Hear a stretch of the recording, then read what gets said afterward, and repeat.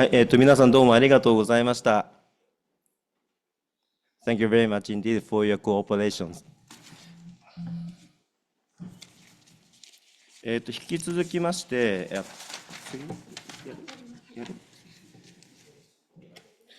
それではですね、司会を交代させていただきます。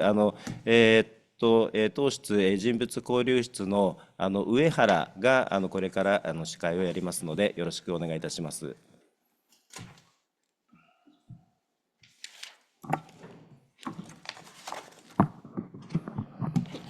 はい、よろしくお願いいたします。まず第1部始める前に、日本国際化推進協会の大村様よりご挨拶賜りたいと思います。大村様、どうぞよろしくお願いいたします。はい、ご紹介お預かりしました日本国際化推進協会ジャピの大村と申します。皆さんおはようございます。今からですね、今からセッションが始まると思うんですけれども、副大臣ももう行かれたということで、少しリラックスしてぜひ気軽に参加していただけたらなというところと、あと始まる前に、はい、本当に本会が5回続いてこれているのは本当に外務省さんの本当にご協力のおかげというかですね、もう先陣切って、守っていただいているところ、あと皆様がですね、5回含めて、来られている方と、今回が初めての方もいらっしゃると思うんですけども、帰国留学生の皆様があってのこの会だと思っておりますので、本当に、この場をもってですね、感謝申し上げたいと思います。少しだけちょっと背景をご説明したいなと思うんですけども、本当にこの会が始まるまでは、2018年頃からですね、こういった帰国留学生の皆様と、あと私は本当あさって木曜日に文部科学省さんとの合同セッションということで、現役の今の若いですね、現役留学生の方々とぜひ交流いただいて、そういった現役の留学生と卒業生の皆様が交流するような場を設けたいなというふうに思っておりますので、ぜひその機会もですね、楽しんでいただけたらなと思うんですけども、その前にやはりその121カ国に帰国留学生の方々がいるということをですね、私も実は数年前までは存じ上げておりませんでした。そういった中で、世界中私今まで90カ国以上世界を旅してきているんですけども、そういったところで私は本当にもともと日本に来ていた方々、元留学生の方々にすごく助けられました。ただ皆様がやはりその日本人の方々との交流があまりなかったりですとか、ましてや日本の政府の方々と何かプロジェクトをやったりですとか、知り合いがいるというようなところがあまりないということをですね、お聞きしまして、その場をもってして私がどうにか皆様にお役に立てないか、または反対に日本の大使館の皆様ですとか、日本の省庁の方々も皆様とつながりたいという、そういった思いももちろんございましたので、ただ皆様の思いがですね、あまりマッチしてなかったので、私の方でどうにかこの皆様の帰国留学生の皆様の思いと、日本側のですね、政府の方々であったり、大使館の方々であったり、企業の方々とお互いに会いたいのに会えていないという状況があったものですから、そういったところで私の方で、当時ですね、安倍晋三先生に、ご提案をさせていただいて、本当に外務省さん、あと文部科学省さんの方で、これはぜひやった方がいいというご意見をいただいて、ようやくですね、本当に、ちょっとコロナを経てですけども、この場、第5回目が開催されているというところは、本当に、私としてはすごく気持ちが熱くなる思いというかですね、大変嬉しく思います。これから本当に到着されて間もなくということでお疲れではあると思うんですけども、スケジュールはみっちり詰まっているというふうにお聞きしております。たまたま今週本当に東京ですね、寒くなってしまったんですけども、徐々に暖かくなっていくというところを天気予報で聞いておりますので、ぜひリラックスして東京を満喫していただきながら、時間があればそういった違うエリアもですね、観光をもう本当に私よりも詳しいとは思うんですけども、日本を楽しんでいただけたらなと思いますので、来月4月からですね、石破総理もおっしゃいましたけど、大阪と関西万博が始まりますので、ぜひそこもですね応援していただきまして、日本を一緒に盛り上げていただけたらなと思っておりますので、ちょっと今回開会式ということでちょっと長くなってしまいましたが、引き続きよろしくお願いいたします。ちょっとこの場で、私の挨拶とさせていただきます。ありがとうございます。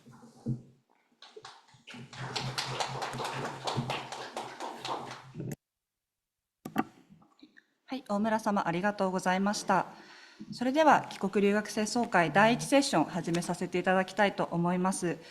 第一セッションのテーマは、帰国留学生会の組織・活動強化に向けた取り組みと課題と地域連携に関してです。帰国留学生会の活動を安定的に継続させ、会が形骸化しないよう皆様がどのような工夫をなさっているのか、この場でお伺いしたく思っております。では、まず一番最初にモンゴルからお越しのゾリゴド・スガルさんから発表いただきたいと思います。スガルさん、よろしくお願いいたします。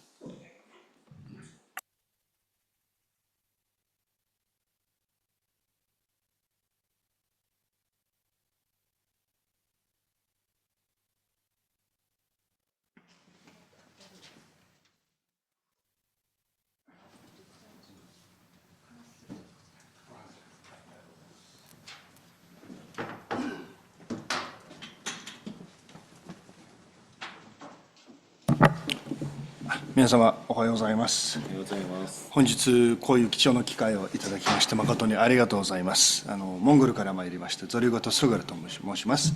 モンゴルでの日本帰国留学生の会ジュガモの事務局長をしております。私としては2010年から2018年まで日本に留学してまして、で2018年にですねモンゴル帰って今は日本の中小企業などがモンゴルに進出する時のコンサル事業を個人でやっております。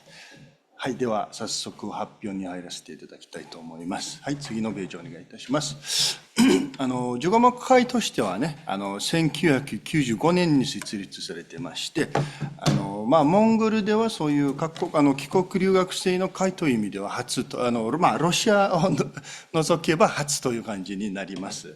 で今の会員数は580名ぐらいにありまして、でモンゴルはFacebook の普及率がかなり深くて、全体人口の9割ぐらいが Facebook 使っている感じなんですけど、その中で Facebook を通してグループだったり、またメーリングリストを使って情報配信している感じです。それは4500名ぐらいは参加している感じになります。で、役員が11名で、そのうち会長1名と事務局長が私になります。で、またそれと別途で事務職員というのはいまして、そういう方と協力しながら、また実行委員会というちょっと緩い体制の役員ではないんですけど、15会のいろんな活動に参加していく、いろんな運営に手伝っていくような人たちがいますので、そういう感じでちょっと皆様の協力のもとで活動を行っています。で15会の主な目的としては、そのモンゴル国の発展に貢献するのと、モンゴルと日本の関係促進で、あと日本帰国留学生のコミュニティ作りというのを目的にしてまして、で他に米山ロータリー米山学友会だったり、日本のJDS というモンゴルにある奨学金制度なんですけど、それの卒業生、あと MG の卒業生だったり、そういういくつかのそういう同窓会もありますので、その方々と協力しながら活動しています。はい、次お願いします。でそうですね、今までの最初の留学生が1976年に日本に来たんですけど、あれ以来は、全部では2万人ぐらいは来ているという情報がありまして、これジャストの情報なんですけれども、で大学と大学院、高専、専門学校、日本語学校などを含めた数になります。で最近も文部科学省の奨学金だけではなく、私費で行くルートもかなり増えていて、モンゴル人もかなり私費で日本に来ることが多くなっています。で帰国留学生の方々ももう本当に以前からモンゴルに帰って大活躍してまして、政治、ビジネス、行政、教育の部分ではすごく多くの方々が大いに活躍しています。で今は例えば国会議員が126名がいるうち12名が日本卒業生で、大臣も副首相の1名と経済開発大臣1名、あと文部大臣が日本卒業生になっています。あと大臣顧問の方、各大臣顧問一人ずつなんですけれども、そこもデジタル省と環境省の大臣顧問も日本京都大学と早稲田大学の卒業生がいますし、民間セクターでもね、タウンボートブリッジグループ、ニューコングループといった、モンゴルではすごく大手なところですね。そういうところにも日本の出資が入っている部分もありますし、日本の卒業生が一番トップとして活躍していただいています。はい、次お願いします。で、我々としては、15も海外いくつか活動を行っているのを、大きく分けると、こんな感じで文化、ビジネス、教育という面でいろいろやっている感じになります。で、それもできるだけ多くの関係者と協力しながら、単独でやるというより、チームワークというのを大事にして、みんなで一緒にイベント開催したり、自分のできるところを合わせてやりたいという方針でやってますので、在モンゴル大使館だったり、モンゴル日本センター、あとは JICA モンゴル事務所ですね、あとは在モンゴル日本人会とか、ジャパンチャンバーというのもありますし、米山学友会。で、一番その右上にあるのは、ナラニナーダムという NGO で、後ほど説明いたしますけど、モンゴルにある日本フェスティバルを、開催している団体になります。で、そうで、こういった3つの分野で、いろいろ、協力して、取り組むことによって、モンゴルと日本の関係促進にも貢献できるのではないかなというふうに思っております。はい、次お願いします。で、まず文化交流の部分ですね。毎年、我々と、先ほど言ったナルニナーデム NGO ですね、あとモンゴル日本センターと我々という、いくつかの関係者がいまして、毎年開催しているんですけど、今年2024年は、モンゴル、ウランバートルの中央にある中央広場で、スフバートル広場で行われて、110のブースを出して、2日間で2万6千人が来ています。で、それは日本の文化と触れ合う、モンゴルの一般人がね、日本の文化と触れ合う大きな機会というふうに我々としては捉えてまして、日本食を食べたり、また日本の企業とか、モンゴルにある日本関係の企業が、求人、ジョブフェア的な部分も、一部分にはそういうのをやってましたし、e スポーツの大会があって、日本から、e スポーツのチームが来て、若者が来て、モンゴルと戦いました。で、他に日本の企業さんもいろいろ紹介しても、日本で不動産を買いませんかという出店者もいましたので、いろんな意味でのそういう交流の場として活用していただいています。で、今後もね、来年は、2025年度は8月16と17日に行われる予定なんですけれども、その時にも、留学フェアとかも、もうちょっと、盛大に、取り組んでいきたい、含めていきたいなというふうには思ってます。で、それ以外にも、いろいろ日本文化を紹介するイベントも、会員だけではなくて、モンゴル人、一般人にも、紹介しています。はい、次お願いします。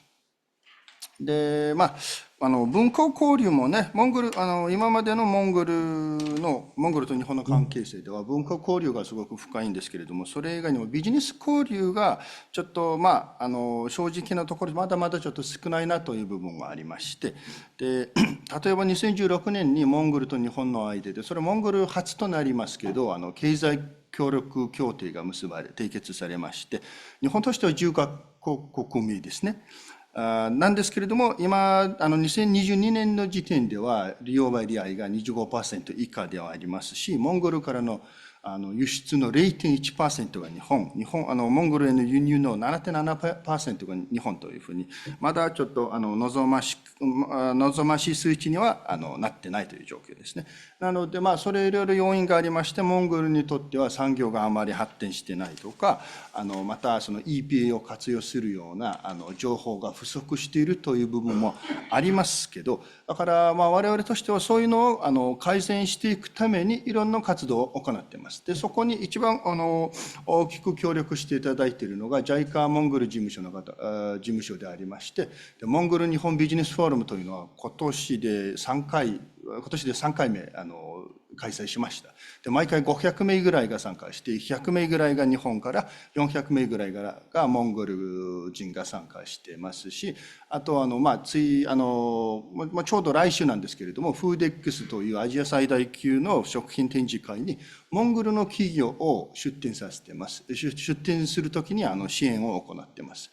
でそれもモンゴルからの輸出振興という意味でいろいろ取り組んでいます。で我々のこのこういったいろんな取り組みの中で我々の役割としては、そういうモンゴルと日本をつなぐような両国の文化を分かった上で両国に役に立ちそうな情報提供だったりコミュニケーションだったり、そういう意味でいろいろと協力させていただいています。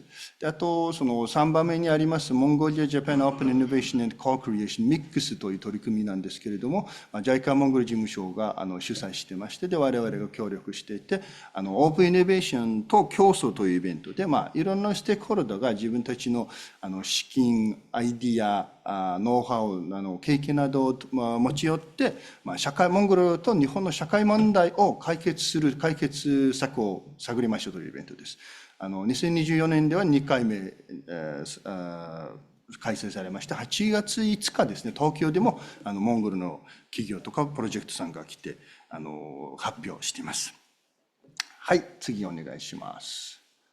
はい、そうですね。あとは、JICA さんJICA さん協力だけではなく、自分たちでもいろんなイベント取り組みもやってますし、そのうちはいろんな勉強会だったり、あと視察ツアーですね。昨年は日立市に、茨城県の日立市にジュガモと日立産業支援センター共催の視察ツアーを行ったり、あと日本からのジェットロー JICA のツアーがモンゴルに来た時のそこの受け入れにも手伝いしております。はい、次お願いします。で留学支援ですね。また教育といった意味では我々そもそも帰国留学生が増えるには最初から行く留学生が増える必要はあると思いますので、我々としても自分の体験を話したり、留学する時の支援を行っています。いろんな留学フェアでそういう話をしてますし、モンゴルの公立の学校を回って日本留学のやり方とか勉強の仕方、自分の体験談などをやってます。話してます。で、その時にはこのスタディインジャパンですね。ジャストさんから作っていただいているウェブサイトをもう大いに活用していますので、すごく正確な情報が載っていて、すごく嬉しく思ってます。はい、次ですね。でそれ以外にいろいろ会員向けの懇親会だったり忘年会だったりスポーツイベントとかも開催しています。その左下ですね、在モンゴル大使の井川原さんが映ってます。毎年うちの忘年会とこの令和ナイトという懇親会に参加していただいてます。はい、次お願いします。でやっぱりね会員の幅がすごく多くて、それぞれ興味が違いますし、いろんな年齢の方がいますので、そういう真面目な部分もあれば不真面目な部分も必要ということで、ハイキングだったりスポーツイベントだったり、飲み会とかも含めていろいろ開催してます。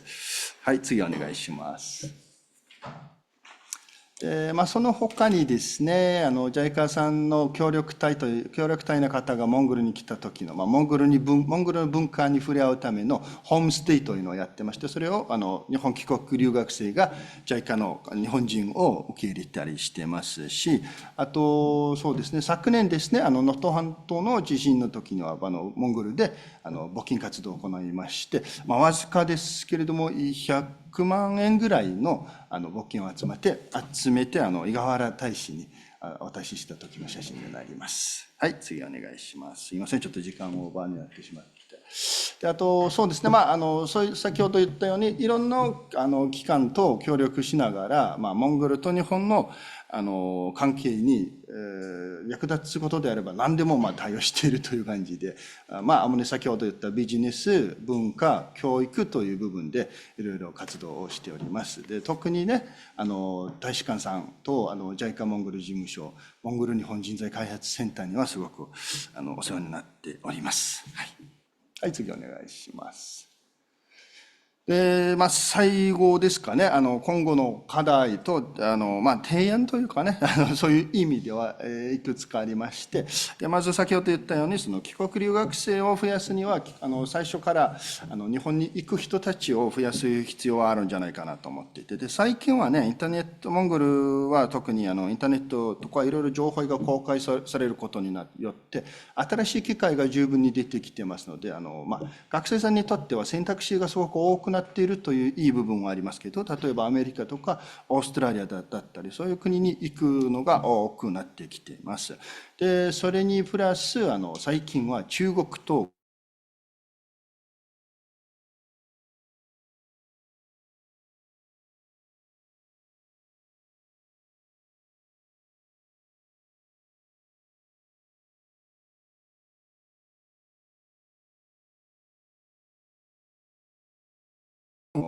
やっている中で、だから我々としてもそういうと、できるだけ日本のことを宣伝して、できるだけ日本に行くことによって、いろいろこういう魅力があるんですよというのを学生さんに伝えていくという活動を増やしていきたいというふうには思っています。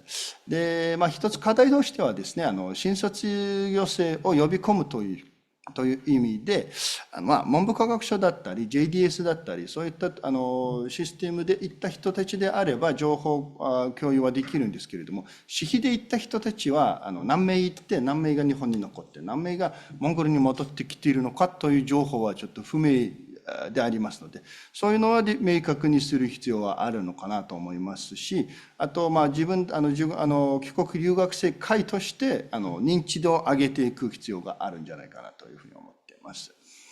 で、先ほど言ったいろんな活動をしていく中では、できるだけ安定した活動を行うためにいろいろ事務所を設けたり事務職員を増やしていく必要があると思いますけど、今年は我々としてはね、そういうのをちょっと今年度はちょっと拡大していく予定にはあります。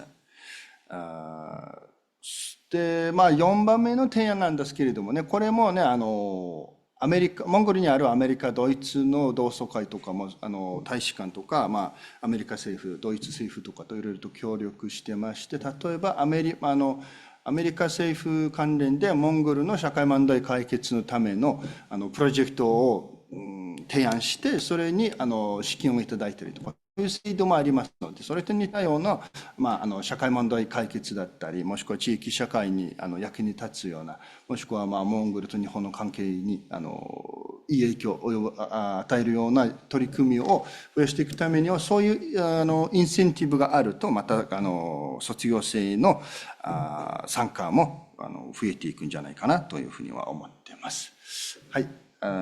次お願いします。はい、すみません。ちょっと駆け足となってしまいましたが、以上として私の発表させていただきます。ありがとうございます。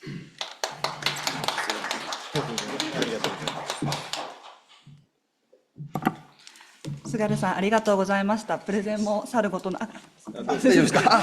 質問ですね。すいません。プレゼンもさることながら日本語も素晴らしくて大変ありがとうございました。それでは、菅原さんの発表に対してスリランカからいらっしゃったデンゼルさんからコメントいただきたいと思います。よろしくお願いします。Hi, good morning, everyone. It is listen to your presentation. I felt that your organizations. There are 10 organizations you are working with, and you are doing well there. A lot of activities. First thing is congratulations. I wish you all the very best for the future also to achieve whatever goals. I found that in the field of different areas, for example, you are arranging Japanese festivals, business forums, study forums, study abroad support program, social gathering, then leisure, hiking, etc. And out of this one, I have small few questions. Yeah, sure. Very few things just to get some input from you for me to also apply in Sri Lanka. First thing is I saw the gathering is the number of people who are gathering for your events organized is quite a good number.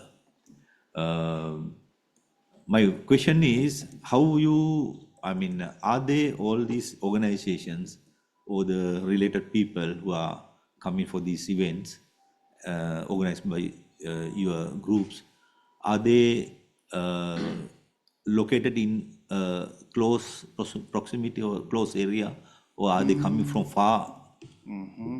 The logistic problem, whether I just let me know, are they, in coming from one particular area or not? Because I saw in some places 2,000 people participate. Some good gathering, good collection for the events. And the second one is to do these events. How do you get the financial support? Just let me know a few examples.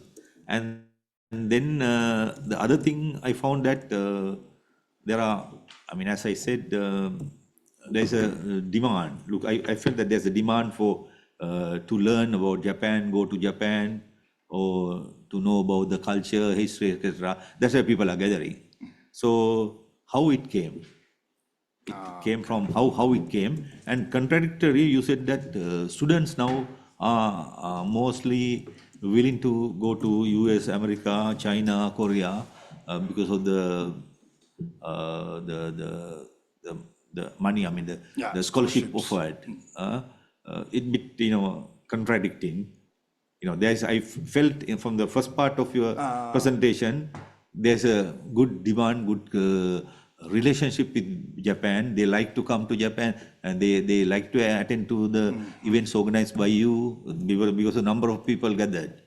So, because it is difficult in Sri Lanka to gather that much of people because of the logistic things. So, but still people are willing to go to, demand is for the higher studies in to the other countries. As you said, China, USA, Korea, Australia, etc. And the last one is undergraduates. Now, mostly I'm always comparing with our country. Mostly our country going for the research, postgraduate courses. So undergraduates, when you enter the undergraduate courses in Japan, what is the level of your undergraduate level? It is competitive with, you can compete with the Japanese university entrance examination level or not? After graduating high school, are they? Yeah, if they want to enter to the Japanese universities, there's a level you have to maintain, no? So you should at least you should come to that level to match with their level to enter the university. So I just want to know what is the level or equivalent or above or what is the level. Those are my small questions. Thank you very much. Thank you very much for your questions. Really gave me a chance to clear things up, I think. And for the first question, how do you gather people? As I said, the Facebook is really widely used in Mongolia. So we do all the information sharing and event organization through Facebook. And also we use our mailing list. And logistically, all of I think I can safely say all of the participants live in Ulaanbaatar. So Ulaanbaatar is one big city. It's about 1.8 million people, but the area itself is not that big. So organizing event from a logistical point of view, that's not a problem. Yeah. And also for the financial support, most of the events that we're organizing have some fee to participation fee, depending on the event, whether it has some drinks or whether it has food or who is coming or something like that. And all, but some events such as Japan Festival, it's all really thanks to the sponsors. There are a lot of big companies that are Japanese invested, or some Mongolian companies that has communications with Japanese side. So those companies tend to support us in these events. And for the Mongolia-Japan Business Forum, JICA Mongolia office supports it financially. And also last year we collaborated with the Business and Innovation Agency of Ulaanbaatar City, so that both parties provided some funds to organize those kind of events. And Well, how it came to the Mongolians getting interested in Japan, the third question, right? I think since 1990, after Mongolia became a democratic country, Japan is the country that has helped us out the most. In over 35 years, there have been more than $3 billion ODA and other support to Mongolia from Japan. So in that sense, I think if you ask Mongolians, I think who is your closest neighbor? It's not Russia, it's not China, I think. In a human sense, human connection sense, I think it's Japan. So in that sense, Japan is a really good friend of us. And also the Japanese anime and manga is really popular in Mongolia too, among the youngsters, maybe under 30, I think. And it's getting to be known in Mongolia-wide. So I think that's one of the reasons that people are getting interested in. Also, cosplay is really big in Mongolia too. Anime cosplay and game cosplay is getting really big, and it's also one part of our Japan festival too. And you said about the contradiction. I think I have to clear that up, because up until now, the Japanese graduates in Mongolia were the highest number. Because from 1976 and from 1981, there were people between the collaboration between two governments. People have been sending at least two, and for my year, I think there were 30 mixed scholarship students from Mongolia. So that has continued on for a long time, but lately the Chinese or the Korean governments have put in some effort to bring some Mongolians to their country to study through scholarship program and such. So I think it's getting a little bit lower. I just wanted to point that out. Okay, and for the last question, undergrad, I don't think the education level in Mongolia is sufficient enough to enter Japanese university directly. I think yesterday Eric was talking about that also. So the situation is same in Mongolia too. But we have, if you try, there are a lot of organizations that can support those who study. Such as Mongolia Japan Center has been working in Mongolia for over 20 years, and they have this library. I think that's like the sanctuary for the people who wants to go to Japan. There are a lot of books. There are a lot of books that's used in Japan. The Japan high school books or EGU exam past questions, and mixed scholarship exams or such. So these kinds of organizations are getting more and more. So I think if you try hard enough, there's a chance to go to Japan for the Mongolian youngsters. But one thing to point out is that education difference between a private school and the public school is getting bigger and bigger, and only 7% of Mongolian students go to private schools. So from Mongolian point of view, we have to help the 93% rather than the 7%, I think. So in that sense, the one program that we are doing, going through the public schools to introduce Japanese scholarship system is, at least we are trying what we can to affect that difference. Thank you very much. Thank you. デンゼルさん、菅原さん、ありがとうございました。他に菅原さんの発表に対して質問やコメントある方いらっしゃったら挙手でお願いします。岩間室長、どうぞお願いします。菅原さん、どうもありがとうございました。日本語がいいですか、英語がいいですか。せっかくの機会なので、あえて日本語を喋らせていただいてますけども、とてもですね、モンゴルの帰国留学生会、ジュガモですね、ジュガモ大変活発な活動を行っているということで、非常にですね、敬意を表したいと思います。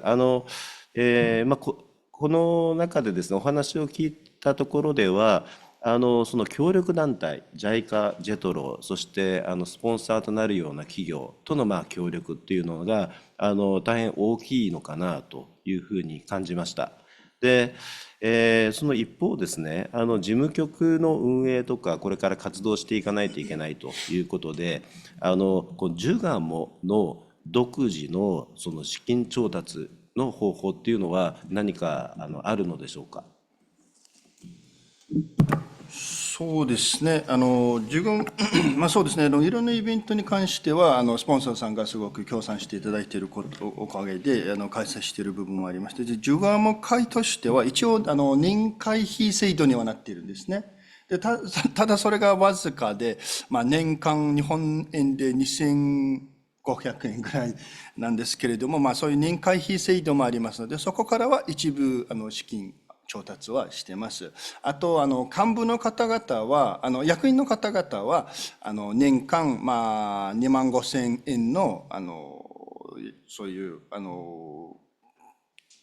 役員の会費というのがありまして、そういうのを払っていただいてますし、で、そうですね、いろんなイベントは基本的に、バランス、別に黒字とかは目指してなくて、バランスしていればいいという感じではやっているという感じになります。で、最近はいくつか我々の方で、例えば JICA さんだったり、モンゴル日本センターと協力して、こちらでやっている案件を、案件によって委託してもらって、で、そこからジュガモの関係でいろいろ、その各分野にある専門家がいますので、そういう方々に、一部の料金を払って、一部は、ジュガモの活動に、活用していくという形には、だんだん移ってきてます。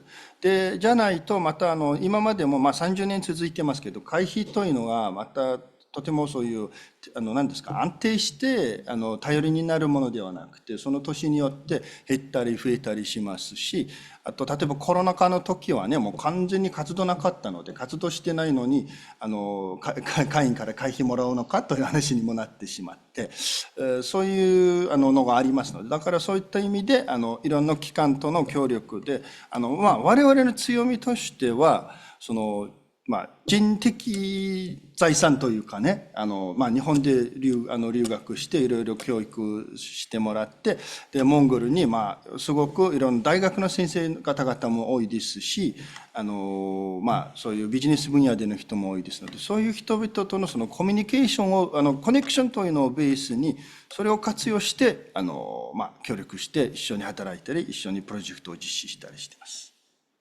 答えになったでしょうかね。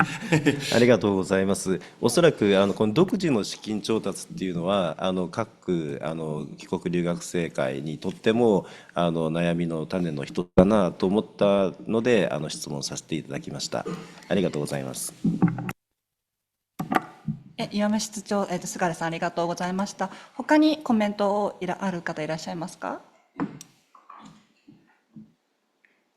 ではなければ、菅原さんの発表をここで終わりとしたいと思います。菅原さん、改めてありがとうございました。ありがとうございました。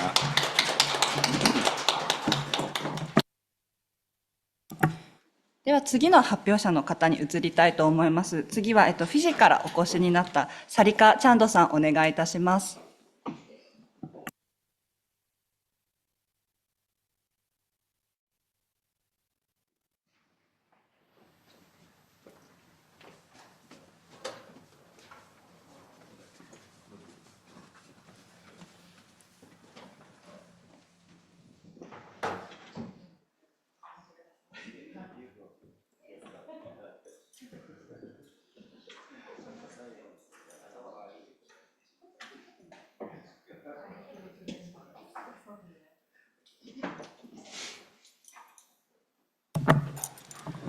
Bula everyone. Bula is konnichiwa in Fijian. It's nice to be here today and have this opportunity to represent Fiji and the Pacific at this conference. 私の日本語ちょっと下手ですから、今日の発表は英語ですみません。I'll start now.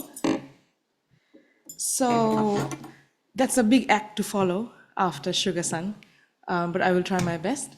So with Fiji, I'll be discussing, of course, the topic, initiatives, and issues for strengthening the organization and activities of the Japan Alumni Associations and Regional Cooperation. My name is Sarika Chand, and I was in Japan in 2008 to 2011. And after returning to Fiji, former president of the Alumni Association. 次のスライドお願いします。So, former president, next slide, please. Former president because as the associate, right? So, Fiji, we have almost 1 million people in our population.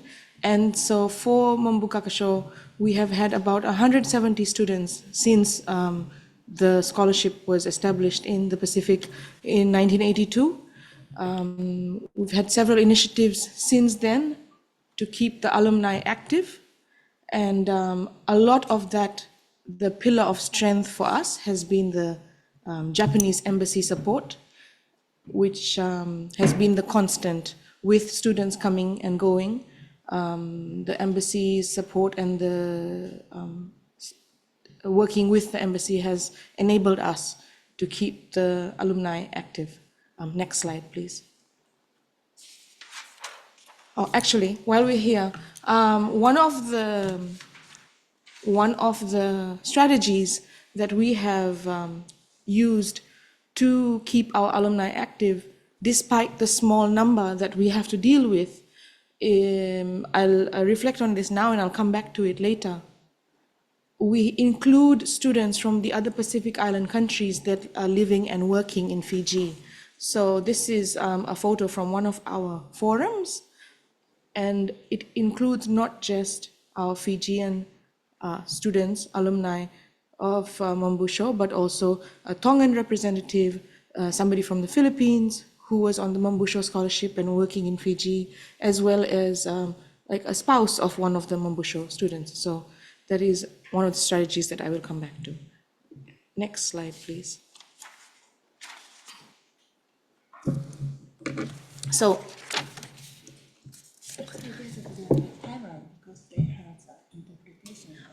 wakarimashita. Okay, sorry about that. So some of the ways that we have tried to keep engagement active with the alumni students.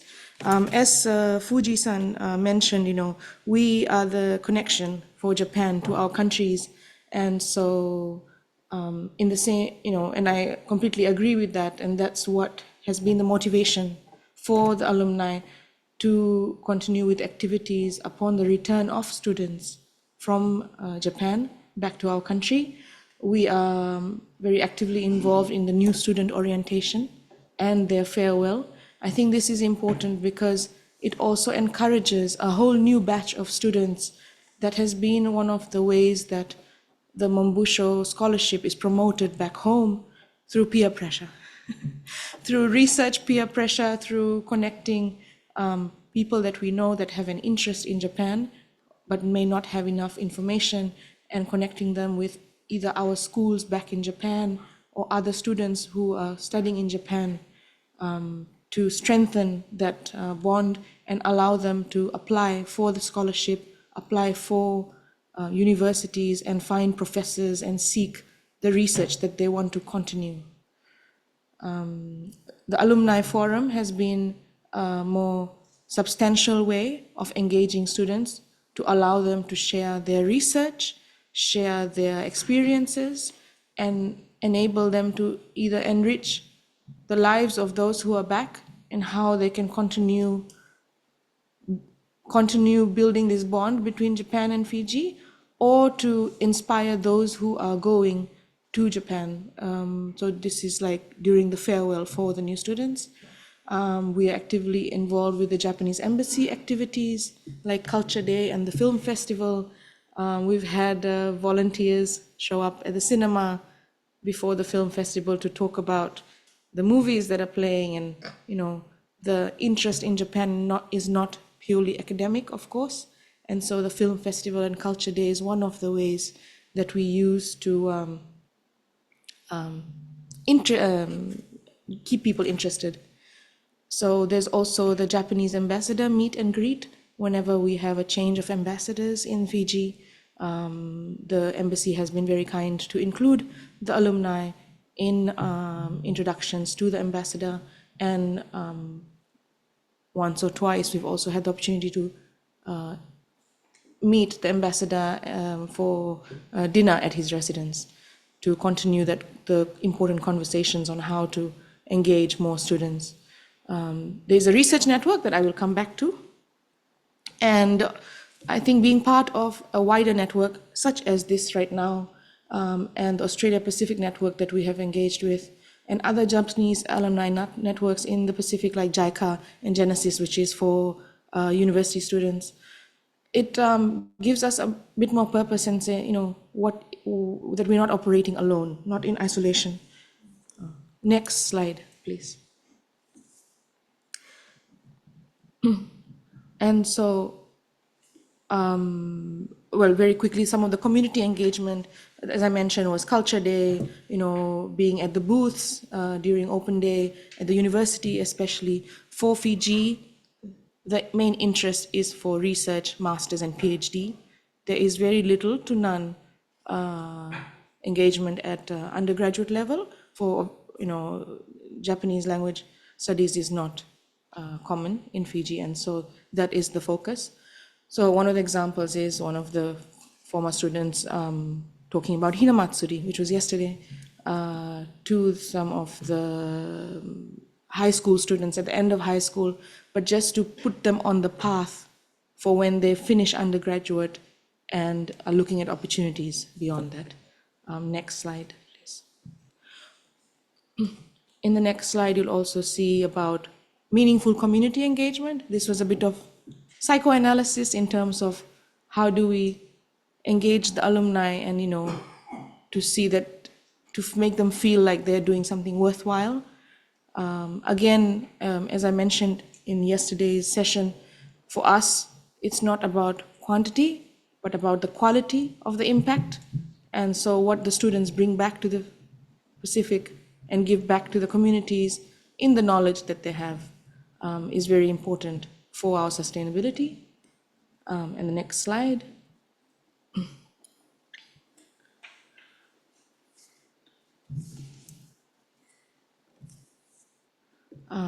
I've already touched on this, but the Alumni Forum to foster meaningful engagement, to really have an honest talk about the challenges Pacific students face in Japan while they're here and how we are able to support that as a network. That's been a big factor in students retaining and completing their studies while in Japan. Before they arrive, we have a network of people in the city that they're moving to, whether students need a place to find cheap blankets, or how to navigate their way on the train station, or how to prepare for their research presentations. There's a whole spectrum of support that is provided. Next slide, please.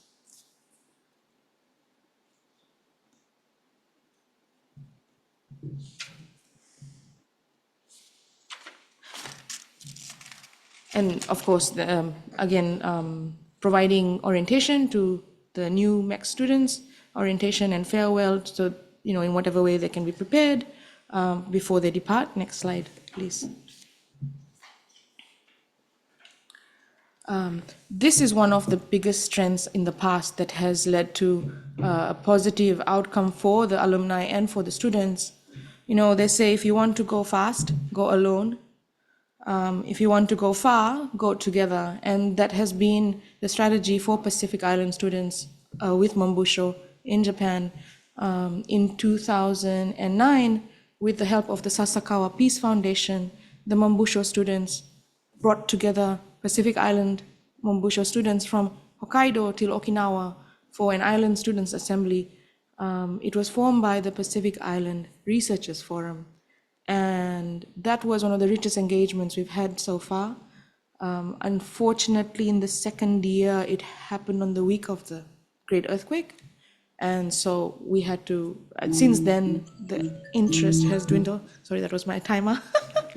But that has been one of the main ways where we have managed to engage students while in Japan. As Mr. Omura said, I think that was very important for the sustainability of the alumni, engaging them while we are still in Japan. So when we go back to our countries, we take that network of connections. I still work with a lot of those students, and there have been opportunities beyond this for us to engage and continue the connection with Japan, continue research, find new research funds together, and connect universities, several other students that have gone.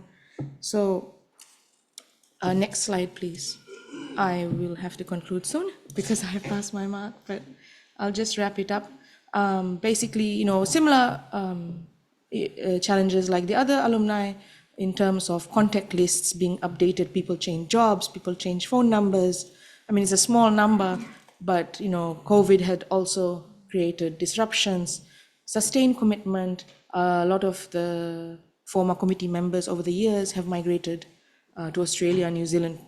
A lot of students, not a lot, some students have also continued to stay in Japan, married in Japan, live in Japan, work in Japan. But now I think, next slide, please, we are working to engage them in whatever country they are in, trying to find a hybrid version of the alumni committee so that we can retain everyone's connection and have some online learning and exchange to continue.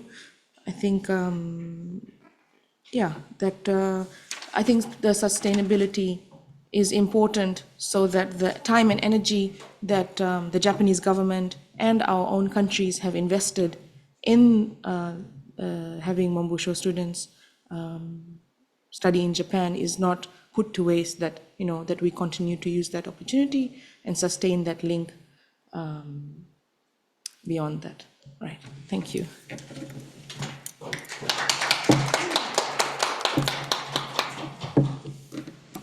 サリカさん、ありがとうございました。人数は少ないかもしれないですけど、すごい仲良く活動されている様子が伝わってきて、とてもいいプレゼンでございました。それでは、サリカさんの、プレゼンに対しては、トンガのテレカキさんからコメントいただきたいと思います。テレカキさん、お願いいたします。Sarika-san, thank you so much for your presentation. I can very much relate to what have been shared. In your presentation, you spoke about there's 170 people in the alumni, which is students from Fiji and also from the Pacific. And you have some activities to engage the community. So I would like to know how active are those ex-students in your activities and also the community in your activities that you have organized. And from now, when you see the trend, do you see any difference in your activities that you have recently held as compared to some years back, and how their engagement and participation is? Thank you. Thank you, Telekaki-san, for that intervention. Our alumni in Fiji is like the waves in our Pacific Ocean. The tide ebbs and flows, and so we've been riding that wave over the years. There's usually, they say usual suspects, a few very strong, committed members, and then the wider network that comes in and out based on their availability and priorities during the time. I will be honest, since COVID, we have been working with the embassy to try to revive, like a phoenix out of ashes, the alumni, because it has been quite not so active. We have sporadic requests from the embassy that has helped us continue, like at the University Open Day, or the embassy-related activities, which are a constant, but for the alumni organized activities, perhaps the last one would have been pre-COVID, where the forum was organized, and then the ongoing engagement with orientation for new Mombusho students. So there's 2 students leaving this week, so there will be the network of alumni. Embassy reaches out to them and say who is available to come in for the farewell, and then a month before, who is available to do basic language classes and basic Japan orientation. The Fiji embassy in Japan also has that connection, so that when the students come to Japan, the Fiji embassy in Japan also engages them. So some of the alumni who stay back in Japan to study or work beyond Mombusho, they continue to engage with the Fiji embassy here and represent us at some Pacific Expo or the Palm Summit, etc. Thanks. 寺垣さん、サリカさん、ありがとうございました。他に、サリカさんの、プレゼンにコメントある方いらっしゃいますでしょうか。いらっしゃったら挙手をお願いいたします。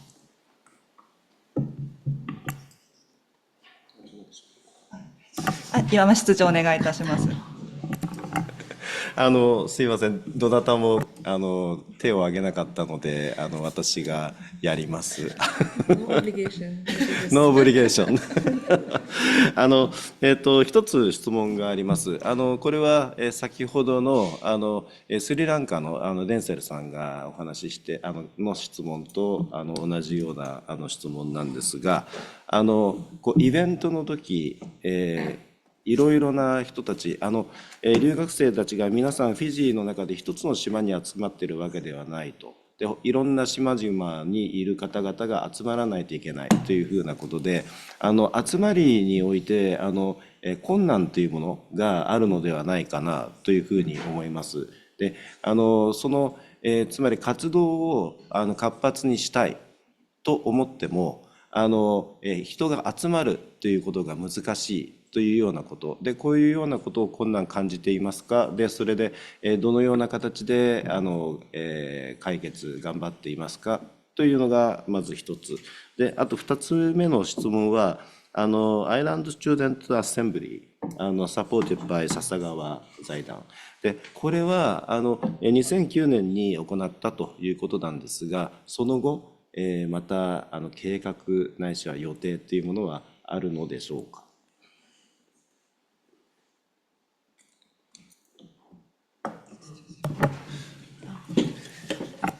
Thank you, Iwama-san, for those questions.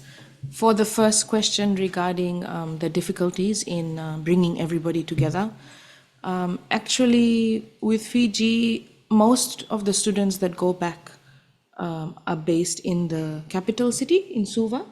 So it is not that difficult to get them to engage, but because of migration, now a lot of students are spread out over Australia, New Zealand, other Pacific Island countries, and Japan. So I think our discussions about online engagement, Facebook group doesn't work for us because there's people of different generations and different levels of engagement on social media. And so we are coming up with the new strategies to try to keep them interested. The second question regarding the Island Students' Assembly, which came about through the Pacific Island Researchers Forum. It is quite unfortunate because, again, the active members of the committee that had formed the forum and kept it going have since graduated and moved back to their countries and different jobs. And so the association formally, we used to have the committee meetings, agenda, quorum, etc. Formally does not exist, but informally there is still a connection where students communicate on their research, collaborate on the research over different universities. Also when they go back to the Pacific Island countries and through their work. But that is something, again, that's come up on the agenda in terms of trying to continue to revive in an effort to engage Mombusho students while they are in Japan, given the positive impact it had during its time. Thank you. ありがとうございます。今間室長サリカさんありがとうございました。他にサリカさんの発表に対してコメントある方いらっしゃいますか？いらっしゃらなければサリカさんの発表こちらで終わりにしたいと思います。サリカさんありがとうございました。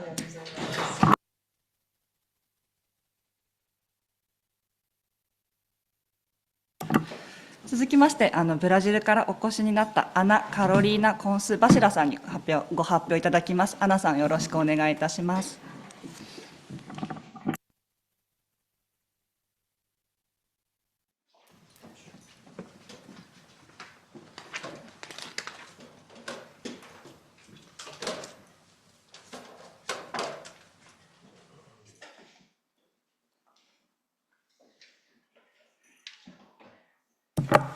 So, good morning, everyone.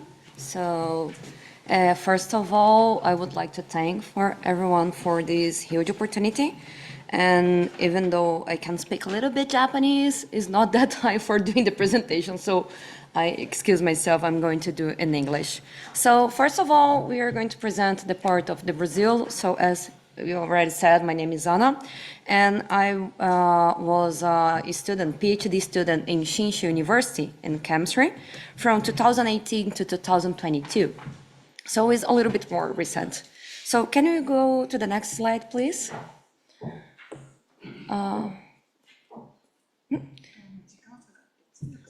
Okay, got it. So when you want to say next slide, just 次. Okay, わかりました. I think that is easy. Thank you very much. So today's presentation, we are going to separate in three parts. So a little bit Brazilian overview of the associations. As you know, Brazil is a really huge country, so we have some different things between the associations. And second of all, I want to do a summary about the third Latin America Forum and Symposium for former Japanese government scholarship recipients that we had like 2 weeks ago. And the third part, I want to talk a little bit more about the Japanese, the Brazilian association, some challenges and some initiatives that we are having. 次お願いします. So, as probably you know, 次お願いします. すみません. Thank you very much. So, as you must know, Brazil is the country that has most Japanese descendant in the world. So it's almost 2 million people. So even though we are really huge, some parts of the Brazil, including my state, Paraná, has the largest concentration of Nikkei genes of all. 次お願いします. So here we have a little bit of the situation of Brazil. So we have several alumni associations, right? Some of them are only former Maxi scholarships. Some of them are only JICA former scholarships. And some of them, like APAEX, that's this one in red, is my association. They're mixed up. So sometimes we work all together, but sometimes we need to do some really specific activities in our states because we have really different cultures inside Brazil. 次お願いします.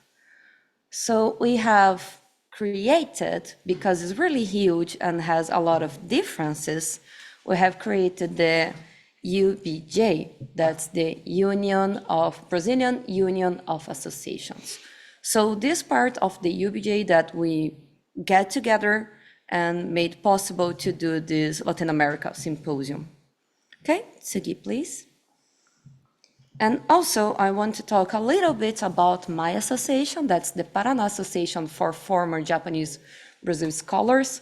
I'm the current president, and the previous president was Auro Nakatani. Actually, he was the one who reactivated the association. Because of the pandemic, we also had, probably many of us had this issue about the association got almost no interactions. So we were almost in 5%, maybe doing some activities, 5 to 10%. And I got back to Brazil exactly 2022. So Otto just got like in the president's, and he started to do lots of activities. So this make a big difference from our association. 次、お願いします。So next part, I want to start the part of the Latin America Forum, right? Ken? 次お願いします。And then, so what was the purpose of the symposium? So it was to discuss academic cooperation, cultural exchange, and getting stronger these alumni associations. And also to discuss exactly the crucial role of the alumni students, so the alumni ones. And also we had the presence of the ambassador of Japan in Brazil, and he also reinforced what we are hearing in all this event, the strategic role of the alumni for the government, Japanese government, and our country's government in academic, commercial, and diplomatic relationships. 次. And also, so we had like this difference between the forum and the symposium. So I want to make a little bit clear because had different discussions for these 2 days. So first day was the forum and was only for alumni associations. So in this day, we had a lot of discussions, alumni associations presentations on some discussion tables that I'm going to talk a little bit later, that we had really interesting overviews of that. 次. And the symposium was open access. So anyone could watch, and this was a day that the former students could share their experiences and their knowledge about what they studied in Japan. Okay, 次. So we had like the part of the symposium, I want to start with this. It was streamed in Zoom, YouTube, and Facebook at the same time. So we had like a little bit for more than 400 subscriptions. However, in the day of the event, we had more people watching it. So we had also, how can I say, I think it's a little bit different, this presentation, because this number of the 800 total views in February 25 is only regarding to the YouTube views. But if we sum the YouTube and the Facebook one, was more than, I think was more than, just let me check, was like 1,600 views in a space of time of 10 days. So it was really huge. So making this available online afterwards was also a good point. 次お願いします. Okay, so we also had in the forum, right? We had like more than 200 subscriptions and the participation of more than 15 countries. Of course, the most part of the subscriptions are from Brazil, but this is common of all this forum because normally the country who held the symposium is the one who gets more participation, right?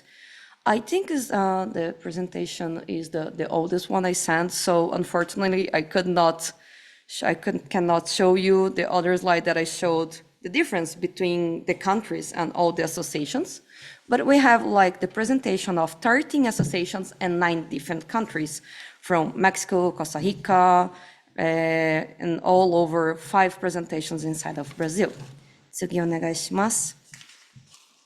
Okay, so we had like discussions in the discussion tables, and they were all parallel.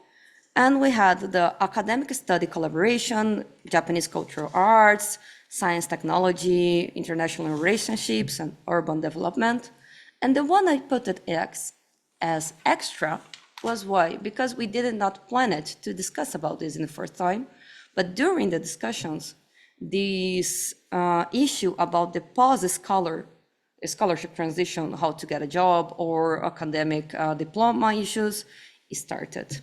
And one thing I want to highlight in this slide is that academic studies and cooperation between Brazil and Japan got stronger from 2020, yes, specifically in the year of the pandemic, and also because of the study in Japan-Brazil efforts, because they started doing like some online Japanese fairs, and there was more than 5 until nowadays. And this became like more than 3 big presential fairs in Brazil, not only in São Paulo, but also in Paraná state and other states. And this is making really bigger, and students are seeing that it's not that difficult to come to study in Japan. So this is an effort that's really interesting. And every time in the online fairs, the students can, the former students can also work together. So this is also opportunity for them to put in the things they learned in Japan. And also next month, we are going to receive a mission from professors from the agriculture part in Paraná state. And they're going to go to all over state, not only in the capital, for making these partnerships even stronger. So can you go 2 slides after, please? Okay. So we have the also some, I'm not going to discuss one by one. I'm going to discuss only the bigger overview, right? So we had like the part of the multilateral academic cooperation. So we also had, so we have this part of the bilateral model a little bit more established. But then in this conference, we talked that not only the bilateral, but also the multilateral academic cooperation. So we noticed that inside of Brazil and other Latin America countries, we had really similar research. But sometimes we know more about the Japanese research than our own neighbors' research. So we want to improve this as well. And also we noticed that there is some cultural and institutional challenge between the communication for doing these partnerships between universities from Latin America and Japan. So we also need to improve this part of the communication. And also the ambassador also highlighted that this is the point where the alumni can also put their effort for making easier this communication between Japanese and our country's universities. Tsugi. So we also had like one other problem from the diploma recognition. So we checked this is a challenge really faced from the ones who were returning to their own home countries. And because of this recognition, so we really want to restart it from now on to make a guide. So in this part also the Peru Former Students Association gave a little bit a speech of how they are dealing with this, and it was really interesting. So we want to get together to solve this problem together. Tsugi. And also the third part was talked a lot about the disasters preparedness, because climate change is really increasing the frequency of the disasters.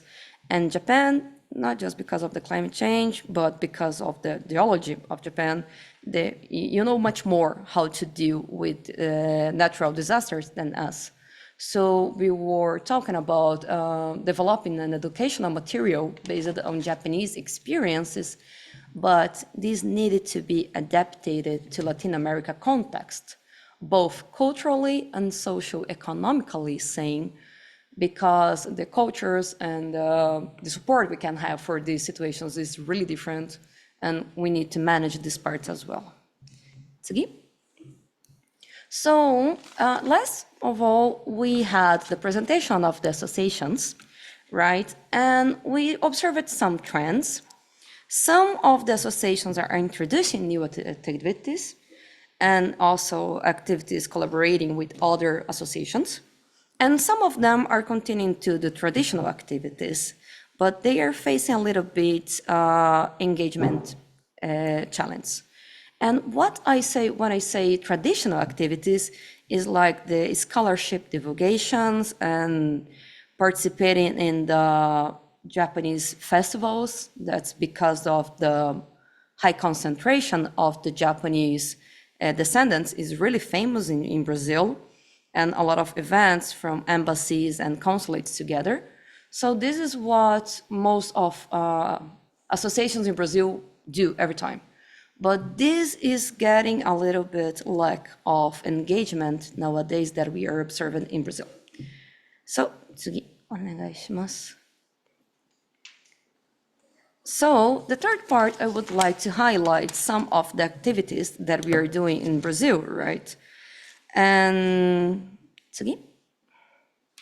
So the main challenges that Brazil are dealing is exactly this part of the activation and the activity participation of the new and young members.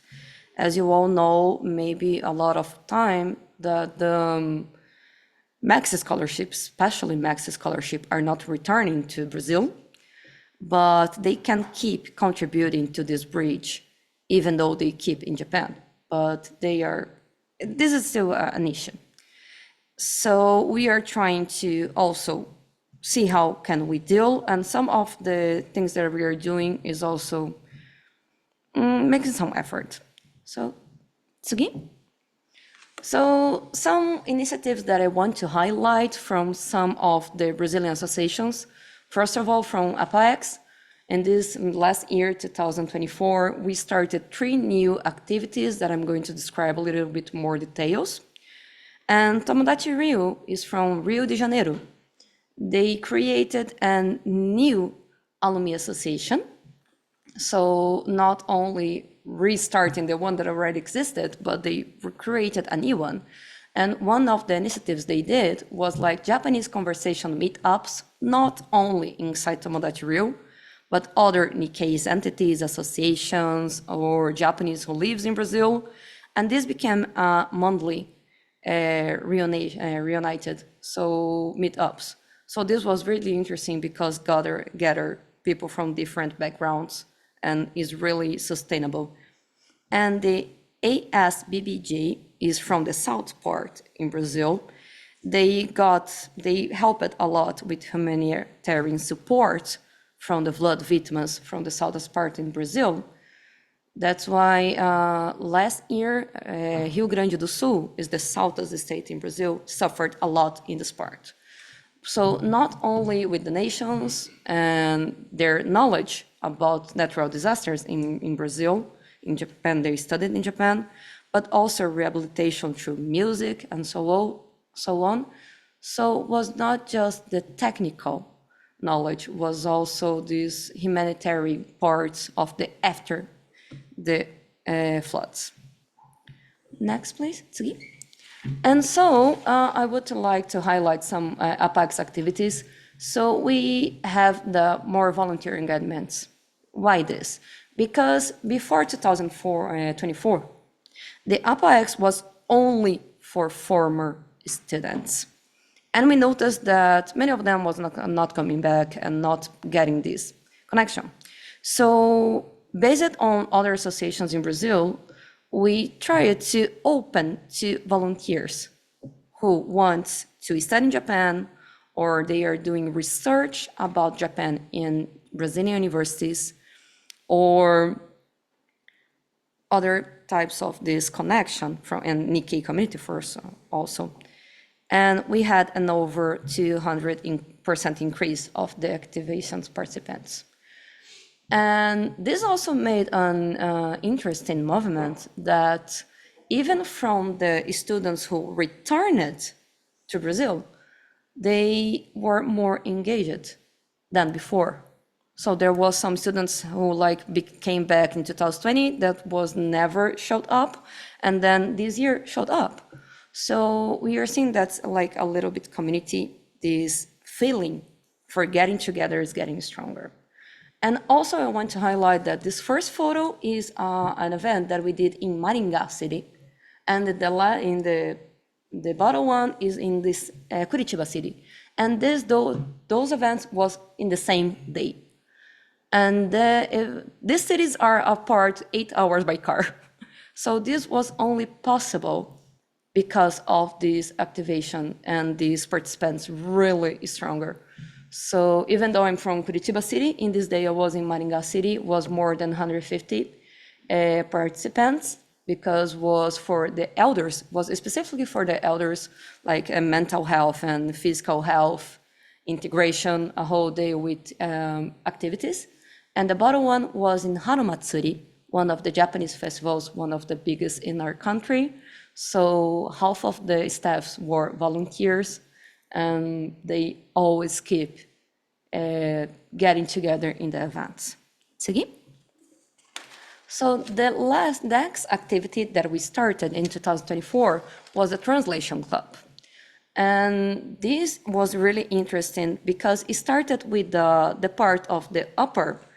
So Flavia was one of the PhD students from the university in Brazil, and she was studying a Brazilian professor who became professor in the Sophia University here in Japan.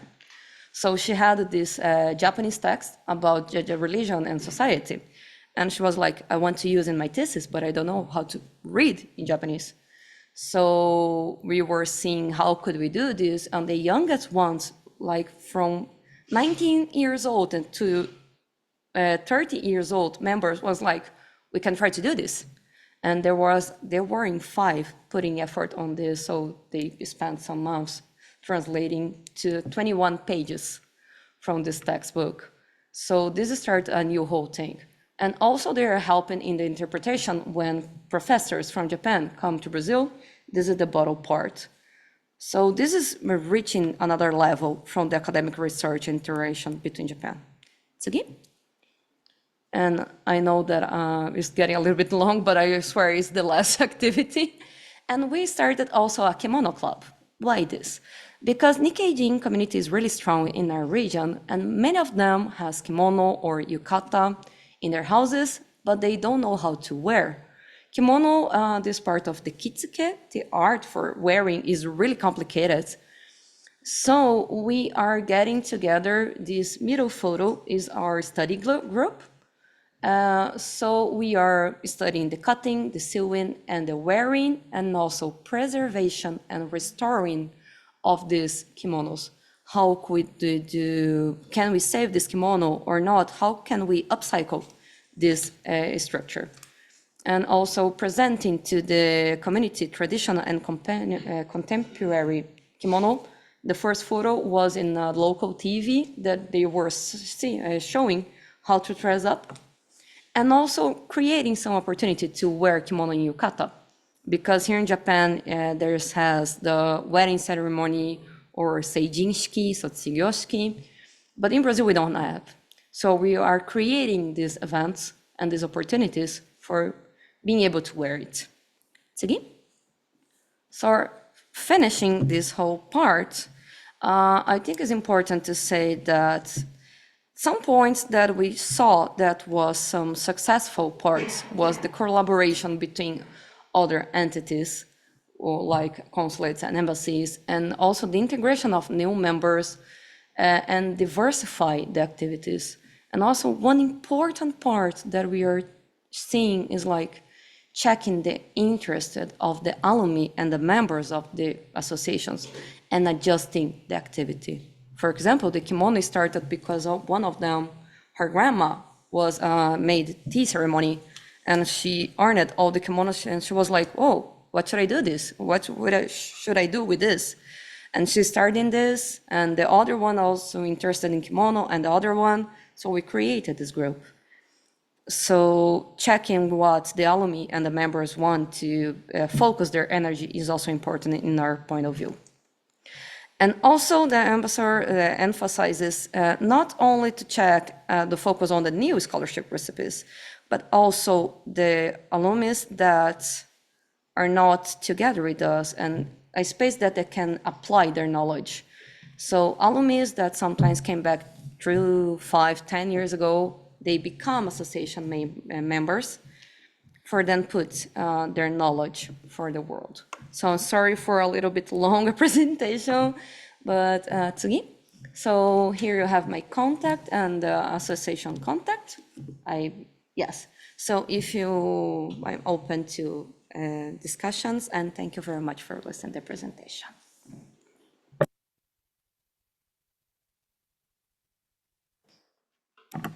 アナさんありがとうございました。そして中南米帰国留学生総会大変お疲れ様でした。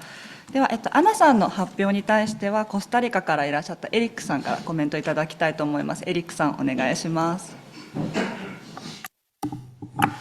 Thank you very much, Kotoko-san, and thank you very much, Anna. We have been discussing in the previous 2 days how much challenges we have in common in the region. And I would like to ask you for suggestions or idea, or maybe a space to work together to address 2 issues. Well, actually 3. One, the 3 are very important for the development of the alumni association. One is, what kind of activities do you do to support the returning candidates, the returning graduates, to look for a job? Because in Costa Rica, and I know to some extent in Mexico and Colombia, that is one of the main issues that the individual face, and we could help somehow, but I'm not sure how. I just got few ideas that I would like to discuss with you. So this is the first one. The second one, I think Sugar already mentioned, is what kind of activities you are doing to support the undergraduate candidates, because the history of failures in Costa Rica is really big. I have support the embassy on taking care of the exams, and I have seen 90 people taking the exam for the undergraduate, and none of them passes. And the last one is, how do you fundraise? Because this is a huge challenge for us, and a source of stress. And sometimes we do very little fundraising, which is just good enough to pay for the lawyer to keep the association, and that's barely surviving from the financial perspective. So I would like to know your comments on that. Thank you very much. Thank you very much, Eric, for your comments. So let's go point by point. So first of all, the part of helping the alumni, I think we need to separate this in 2 parts. First of all, the ones who go back to Brazil, and second one, the one who stay in Japan. So the first part, for the ones who come back to Brazil, this is also a really huge issue in Brazil, actually. So the first part we are trying to do is a network. So we are working together with the consulate and also talking with the Brazilian companies, because in Brazil we also have a lot of Japanese and Nikkei companies. So this point is where they could apply better. But only applying after they come back to Brazil, I think is a little bit late. So we are putting a little bit effort on understanding what the Brazilian companies want. So we talk in Paraná State in 2023-24, we talk with 2 or 3 big companies, and we were checking what these companies want for the graduate students. So they can go to Japan already having this in mind. So we have one example in the Maringá city that I think is like one of the huge example. He's like a lawyer, and his family is a lawyer family.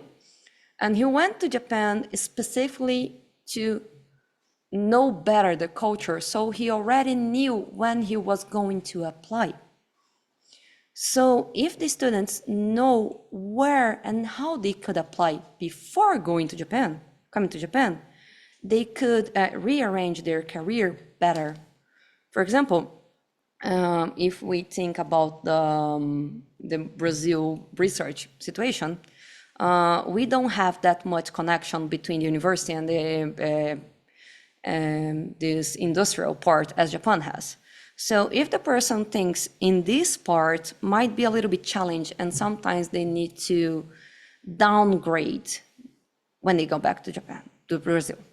So if they really arrange what they like to do, what they like to research, with what Japan can offer and what Brazil are needing, they can go smoothly. So this is one thing that we are working in, right? And the second part is this part of the diploma that I already mentioned. So we still need to put more effort. Actually, this was the idea of my first year of the president as APEX, but we had other issues to solve in before. But we need to restart talking more about this.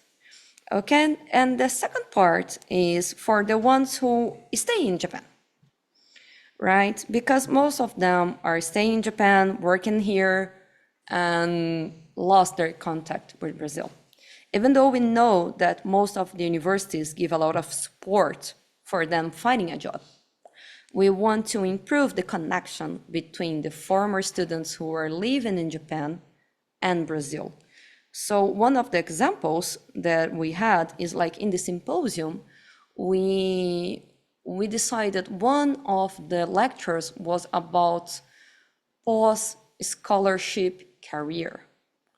What are they doing after? Because sometimes when we are graduating, I don't know if you had this issue when you were doing the scholarship, was like, oh, what can I do with this?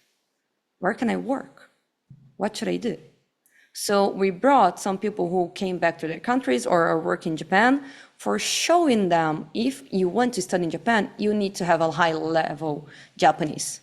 You need to know more about the Japanese job culture. And sometimes they don't know this, and sometimes they quit the jobs in the middle of the way. So we don't want them to do this. We want them, if they want to stay in Japan, they enjoy their life living and work in Japan, but it's still with this connection. So we were trying to, before they go to the scholarship, also, oh, you want to stay in Japan for living? Okay, that's good. So attend like this, so go to the job hunting interviews, check which company is good or not for all this support. So I think this is the first question, right? I'm sorry I talk a lot, so please. And the second part was like the support of the undergrad, right? So opening to the volunteers was one of the actions that we made. And this is really interesting because some of them are high school students. Oh, they are like 19 years old or 20 years old. They are doing undergrad in Brazil, but they want to do undergrad in Japan. So we are having a really high range of the difference from ages. And these younger ones are learning from the elder ones how to deal with this part of the community. And the second part is like the specific part of the studying. Yeah, this is a huge problem in Brazil because the level of the high school is different, right? But nowadays it's starting to get some specific courses for MAXT and AJU tests. So people are getting the way of teaching, Brazilian way of teaching and Japanese way of teaching and mix up and having specific courses. So if we check, for example, Kumon is really famous in Brazil. Like so, fundamental school and high school students learn the Japanese way of math, and this is really helping because the way of thinking is different. Even though if they enter in the first year of the university, it's not the same thing. The max test is like 1 hour. If you do in the way of thinking of Brazilian way of thinking, you're not going to make it. But if you change your way of thinking to Japanese way of thinking of math, they can do this. So this is one of the points we are doing. The third part is like in the orientations and lectures that we give about the scholarships, we are also talking about these topics. Like you need to put our effort in here and there and so, and also they can walk by themselves, but with these tips for doing this.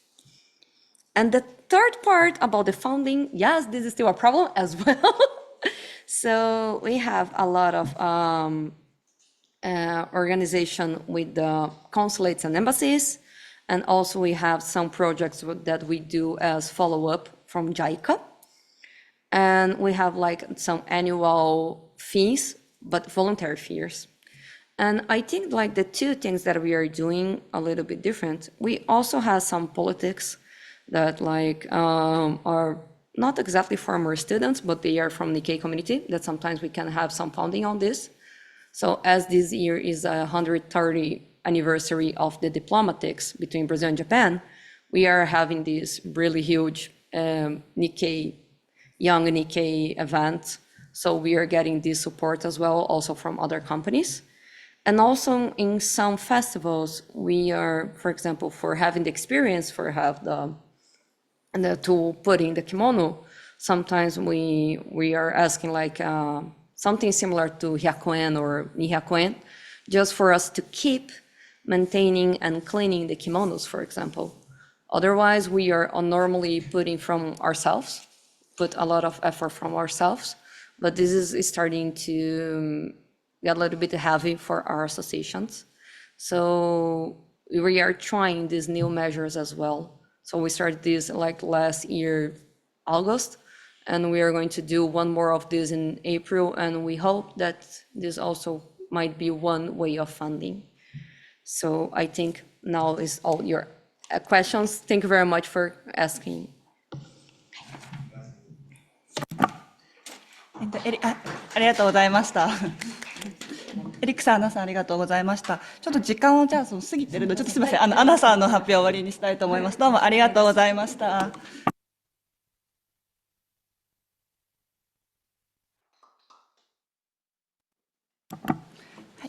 では、第1セッション最後は、トルコからいらっしゃったネジャット・ボラ・サヤン様に、さんに、プレゼンいただきたいと思います。サヤンさん、お願いいたします。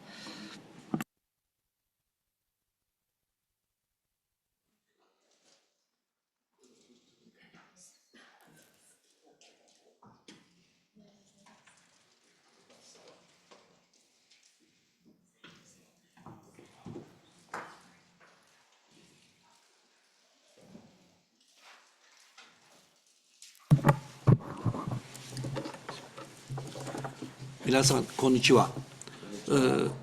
若い友達の素晴らしいプレゼンテーションのおかげでね、私の仕事はちょっと難しかったと思いますね。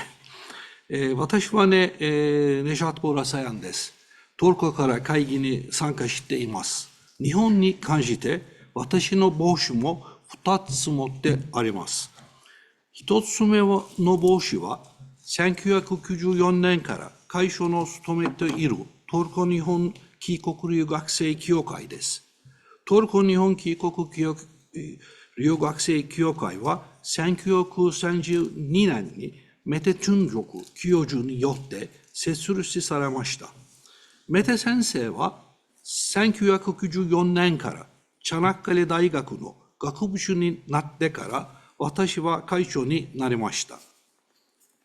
2つ目は2019年から理事長の務めている投日基金です。どちらも私にとって非常に価値がある重要なものです。私は日本に対して深い友と親しみを感じているため、どちらの活動も心から楽しんで知っています。投日基金は日本トルコの関係の発展において重要な役割を果たして、そのため基金の活動に多くの時間を割く必要があります。本日は協会と投日基金の活動について話したいと思います。トルコではね、昔の言葉ある。甘いものの食べていい話としましょうか。これはトルコからの甘いのものです。はい、食べてください。はい、どうぞよろしくお願いします。今からはね、私は日本語は大阪弁での日本語、悪いの日本語からは英語で話したい。Turkish-Japanese Alumni Association was established 1992, and the first president, our first president, Professor Mete Tunçoku, he became to rector in Çanakkale Daigaku, Çanakkale University, and then 1994, I became to elected the president. I got some award from Japanese foreign minister, and then also it's very important for me and also my country, the Order of Rising Sun, Gold Rays of the Japanese Empire, 2014, I got this award. We are very lucky in Turkey, as I say you, is the Japanese Foundation, and a lot of, how many, I remember now, 6 or 7 associations belong to under umbrella of Turkish Japanese Foundation. Also our foundation, our association also belong to this Turkish Japanese Foundation. We will go together our event. 次のスライドお願いします。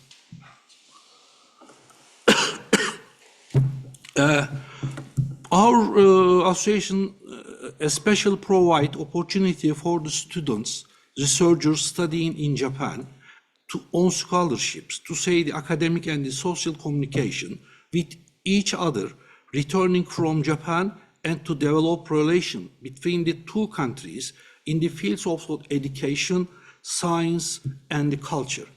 The association, with the support the Turkish Japanese Foundation, organizing educational seminars, cultural events, and conference like Professor Dr. Mete Tunçoku, Japanese Education System, Professor Mutlu Binar, Japanese Women's Movement, Professor Dr. Can Erkin, Japanese Mythology, Professor Dr. Okan Akçam, University in Japan.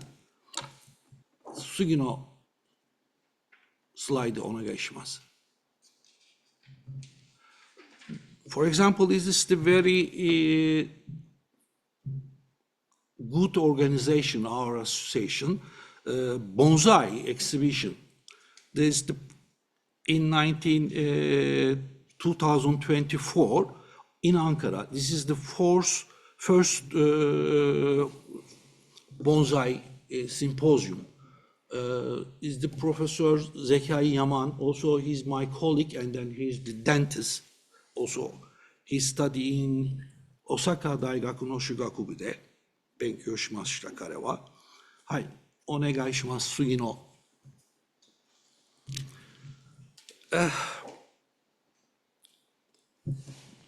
We are, our association, we are organization, for example, animation days, event organization, university students, was a good opportunity for young university students to get to know modern Japanese culture. Our alumni association has been organized seminar, orientation section, and introduced to Japan and scholarship to international students who received max scholarships before 2002. Next, please. 次のスライド。Also, we are very honored to Altesse Prince, Crown Prince, and the Princess Akishino of Japan, and also our association represent and orientation meeting for next scholarships together with Japanese embassy. 次のスライド please. 次のスライドお願いします。And our association, we publish more than 5 books. I don't, it's right there. I don't want to time to your time. It's the 5 books, is a lot of including the Japanese culture or Japanese living system, something this. Sugino slide, please.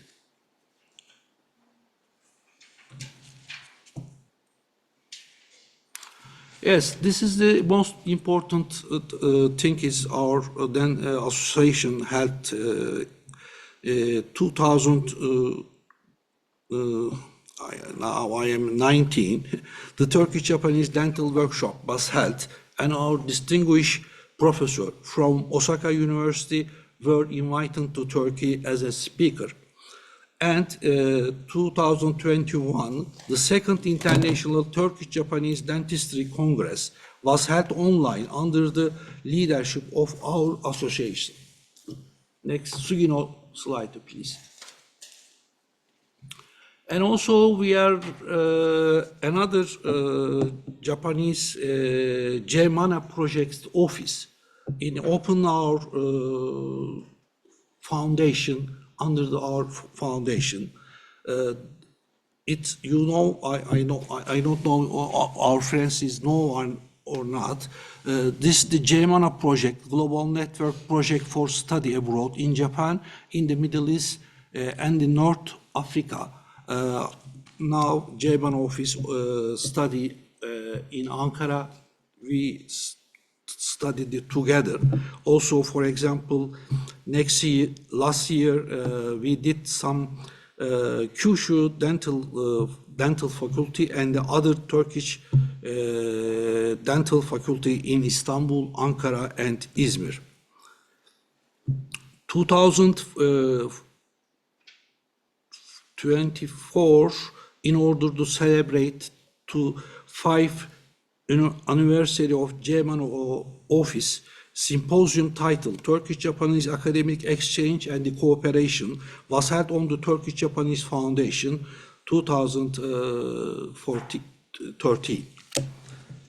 24, sorry. Sugino slide, please. And also all the other associations says this, we have this similar some difficulties, but we want to improve these difficulties and solve it is. Affected until this time, 2023, Third Japanese University Student General Assembly meeting after, we have working hard and then make the series program, series progress, LinkedIn, Instagram, and etc. Social media team and an administration required. Improving the relation and holding routine meetings with the Japanese embassy. Submitting our annual project proposal to the Japanese embassy and financial support to this joint project is important. It will be good to have a responsible official and job description at the Japanese embassy regarding this issue. It will be strange our network in Japanese Foundation office is open in Turkey. Sugino slide, please. It may be plain to ensure that Turkish citizens with the max scholarship abroad become members of the association and it does develop country-based project network of the alumni and the weak point which was underlined at the Momugakakusho visit on March 2033. One member of the board of director of the Turkish-Japanese University Alumni Association should visit Japan every year, and the meeting with the Turkish students in Japan should be organized, and the membership's registration would be made during the meeting. Collaboration should be made with the Turkish embassy in Tokyo and financial support if it is necessary. Sugino slide, please. Sugino slide, please. Study aim is developing inter-association cooperation by getting Japanese association in Turkey under the umbrella of the Turkish-Japanese Foundation. A meeting was held on the Turkish-Japanese Foundation on this subject and all Turkish-Japanese associations were invited.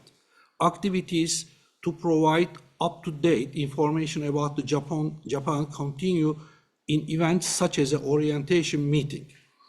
Student clubs developing a social activity can be planned by supporting the student clubs. Increasing the number of activity, we try to find some support, support company. Then we try to do more than this event.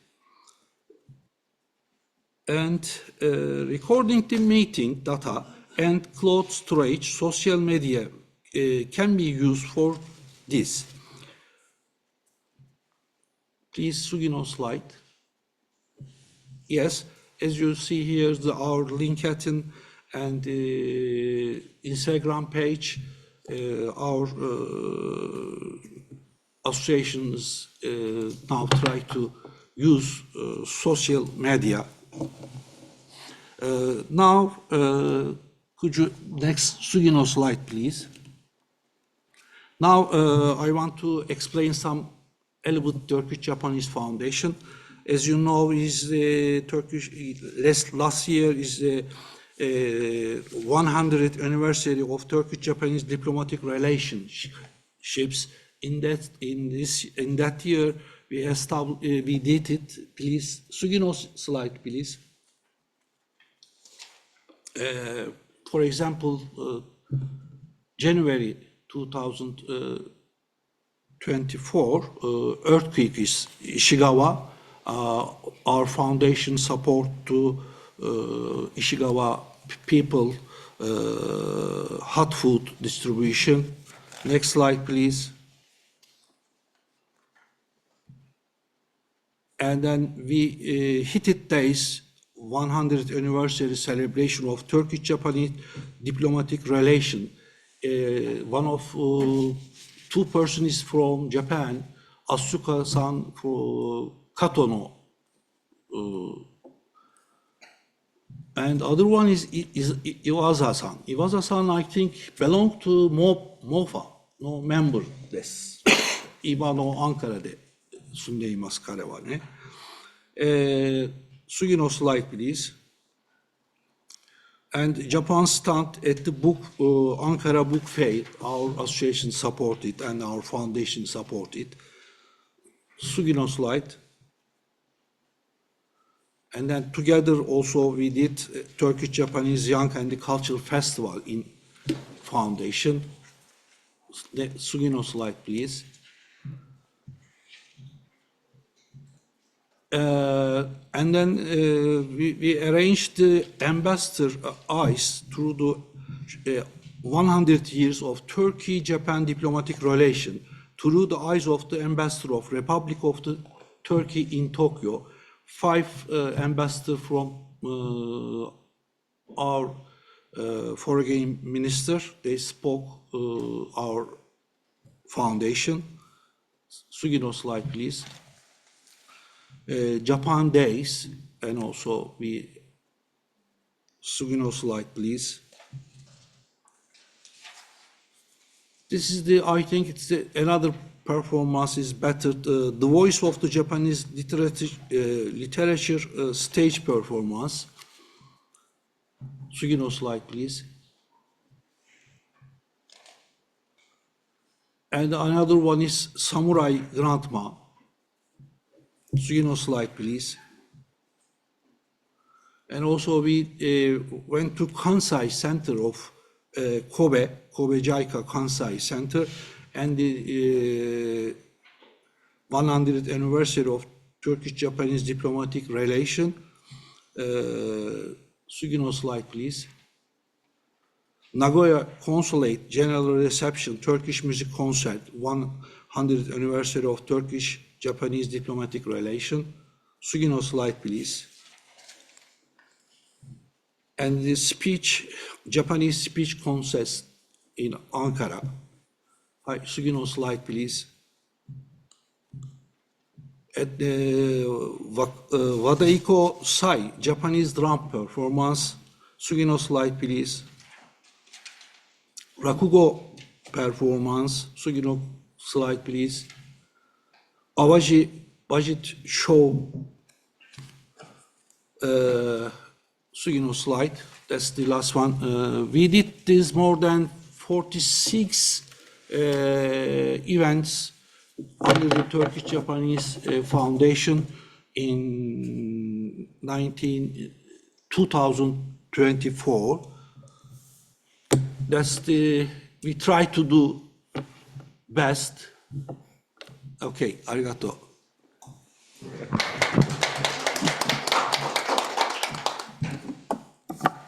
せやさんありがとうございました。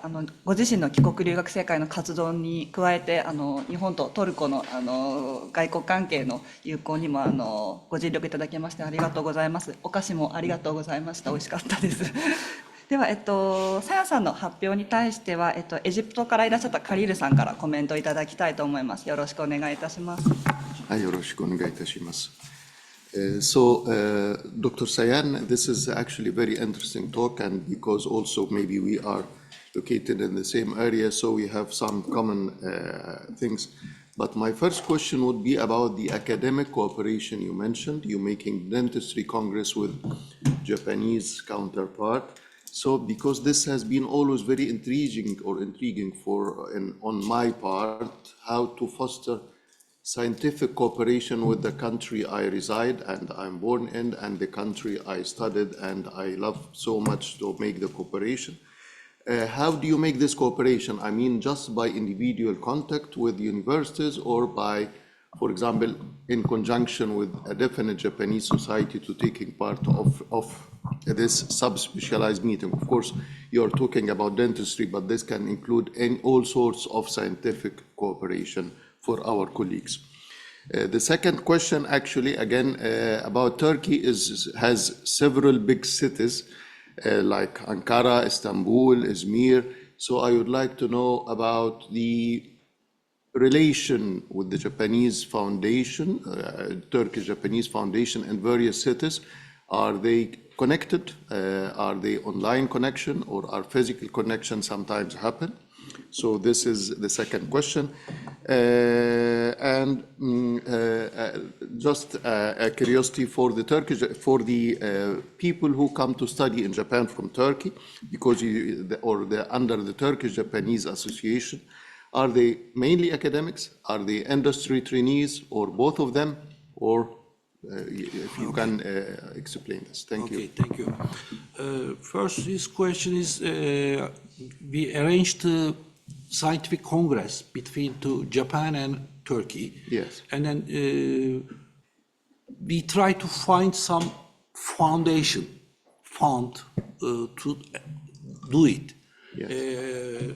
For example, we did two scientific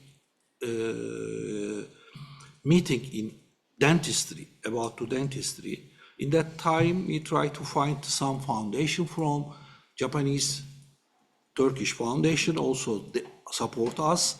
Also, some Japanese company, dental company, support us.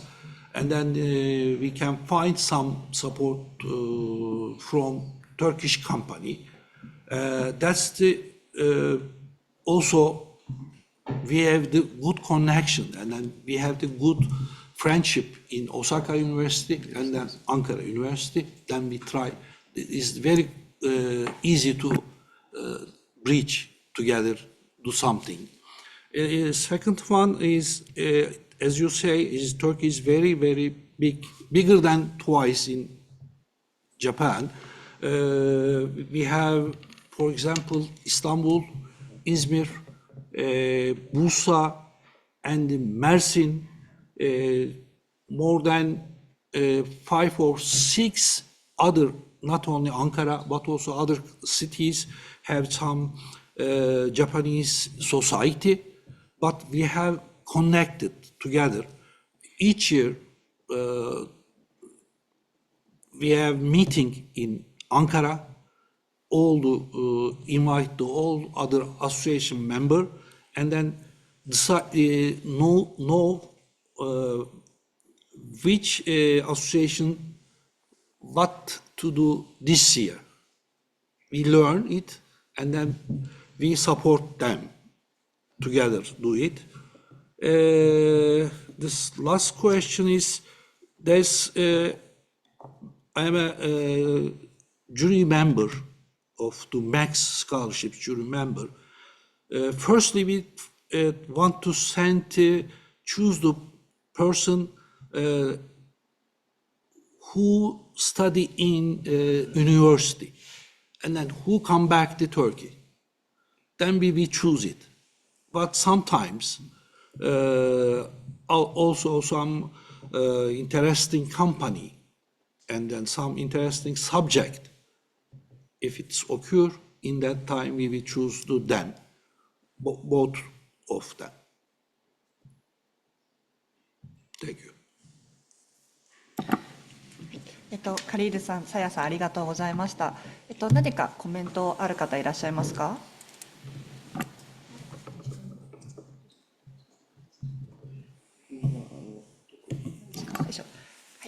ではちょっと時間も伸びているので、これでさやさんのプレゼン終わりにしたいと思います。どうもありがとうございました。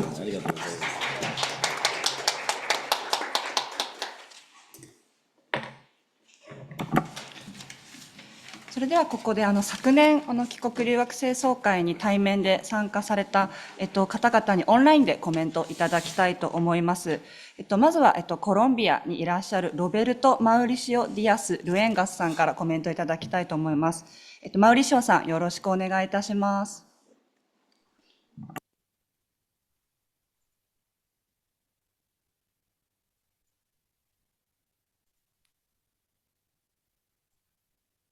Good morning. Well, I'm representing ACOGE, the Colombian Japanese Former Scholars Association. First of all, I would like to extend my gratitude to MOFA for creating this space and for inviting us to the event. This is a very significant space for organizations like ours to discuss our internal challenges and to strengthen our relationship with other associations around the world, each with their own challenges and perspectives. Secondly, I want to congratulate all the associations that have presented today. They have done a remarkable work in their respective countries to foster stronger ties with Japan, promote Japanese culture, and support alumni in maintaining their connections with Japan. Regarding Mongolia, it is truly impressive to see the significant presence of Japan in the country. The number of activities, the level of participation, and the size of their association is remarkable. Above all, it is impressive to see the influence of alumni in government and public policy decision-making roles. Fiji, despite having a much smaller number of alumni, has managed to carry out high-impact activities and maintain a strong presence in the community. They have multiplied the knowledge gained from the privilege of being trained in Japan, which is truly commendable. Brazil organized an excellent third Latin America Forum and Symposium for alumni. This event, now is the third version, has shown significant growth in terms of participation and coverage. Like Mongolia, Brazil represents a strong Latin America presence of alumni with a notable influence in various sectors in the country. I don't know if they have as much as 12 congressmen, members, or third ministers who are alumni, but their work is highly impactful in shaping Brazil dynamics. Finally, Turkey has taught us a valuable lesson in their ability to create meaningful impact. They celebrated 100 years of diplomatic relations with Japan through 40 diverse events covering every possible aspect of bilateral relations. This is a testimony of their dedication and organizational strength. With such well-established organizations as examples, we have a clear model to follow in our future. In Colombia, we remain enthusiastic and committed to reaching similar levels of performance. Over the past year, we have initiated efforts to make Japanese alumni in Colombia more visible. While many of the activities we undertake are cultural and academic in nature, it is crucial to take steps toward leveraging the potential of our associations in terms of training, multicultural experience, and above all, social dynamics of respect and coexistence. Our aim is that these qualities should position us as consultative bodies for both the state and the private sector, offering insights and guidance based on our unique experience. A broader objective is to make information about alumni and their expertise accessible to all regional levels, enabling collaboration across Latin America. We are now revamping our webpage to include a database of alumni accessible by expertise and country of residence.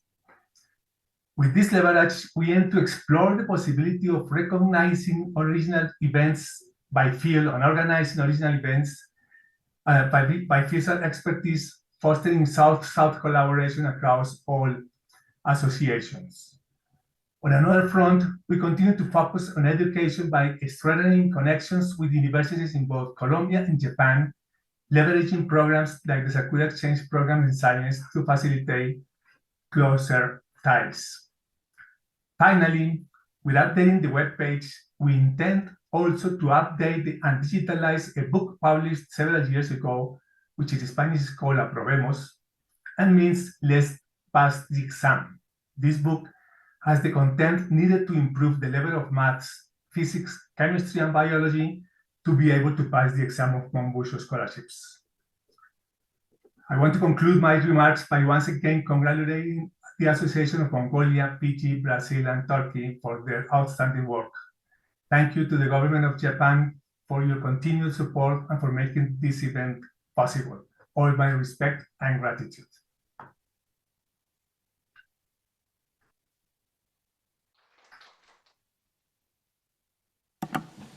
マウリシミオさん、夜遅くにもかかわらずありがとうございました。もう一人、オンラインからコメントをいただきたいと思います。オーストラリアにいらっしゃる、ジェイソン・ジョーンズさんからコメントいただきたいと思います。ジェイソンさん、お願いいたします。はい。メルボルン文部科学省、国費留学生同窓会の副会長である、ジェイソン・ジョーンズと申します。皆さんお腹が空いているだろうと思いますので、猛スピードで、私のコメントを読ませていただきます。まず、このプログラムに参加させていただいてどうもありがとうございます。心から光栄に思っております。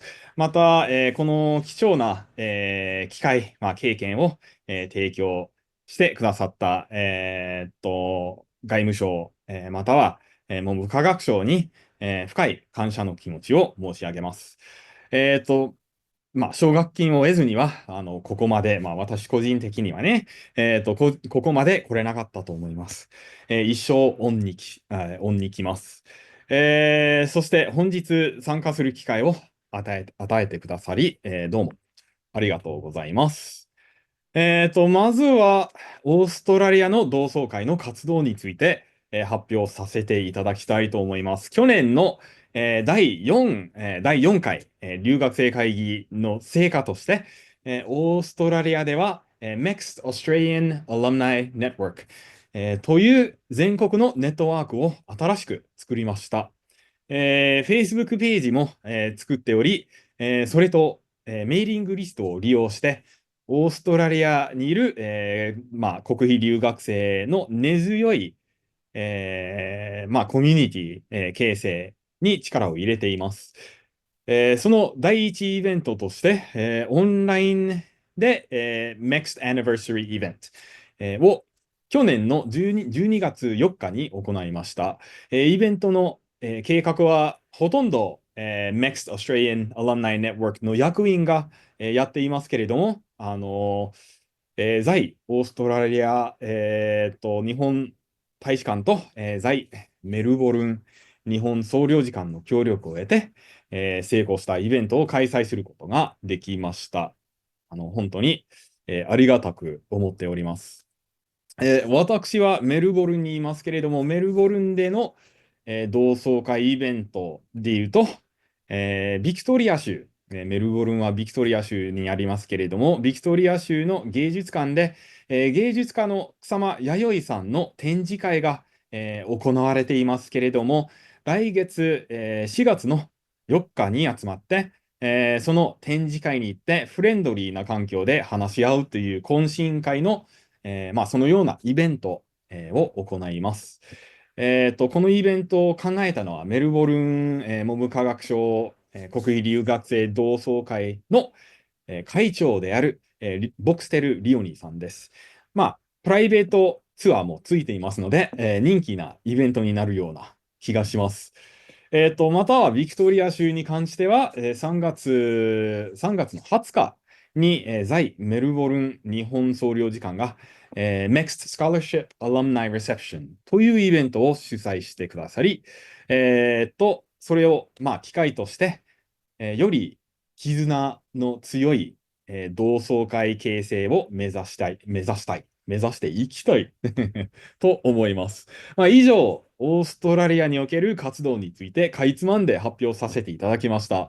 では次、本日の発表に関するコメントに移りたいと思います。まずはモンゴル。の発表で特に、印象的だったのは、文部科学奨学金の、その歴史的な背景、または、元留学生の職歴などでした。直接、プレゼンテーション資料から、引用させていただきますけれども、政治、ビジネス、行政、教育など、多数の分野で活躍中。と読むと、元、国費留学生は、本当に政府、民間企業、そして教育機関においても力を出していると、再度考えさせられました。で、オーストラリアでも、そうですけれども、その3つ、政府、民間企業、教育機関が協力するチャンスを作ることに、力を入れていきたいなと、個人的に、思いました。はい。次は、フィジーですね。これ、いいですね。if you want to go fast, go alone. If you want to go far, go together というふうに、述べましたね。遠く行きたければ、一人で行け。えっと、ちあ、逆かな。じゃあ、そうですね。早く行きたければ、一人で行け。っていうことですね。で、遠く、行きたければ、共に行け。うん。フィジーの同窓会が、いかに助け合いをテーマとして活動していることが、強く印象に残ります。次はブラジルですね。教会や、団体の数にも関わらず、UBJ でしたっけ、を創立することによって、うまいこと協力できる組織を、立ち上げたという、そのノウハウに圧倒されたっていうか、感動しました。また、オンラインフェアを行っているようですが、それも参加率が高い、ことに、なんていうのかな、羨ましい。できれば、それを一つの、模範にしたい、と思います。あと、発表の、最後の方に書いてありましたけれども、Understanding the interests of alumni and members and adjusting activities accordingly。卒業生やその会員の関心や、興味などをうまく把握して、それに応じて、活動を調整すること。うちの同窓会でもこのようなアプローチが良いのではないかと思いますが、ぜひ、どのような統計を取っているか、そのメンバーに関する統計を取っているか、メールでもぜひシェアしてほしいなと思います。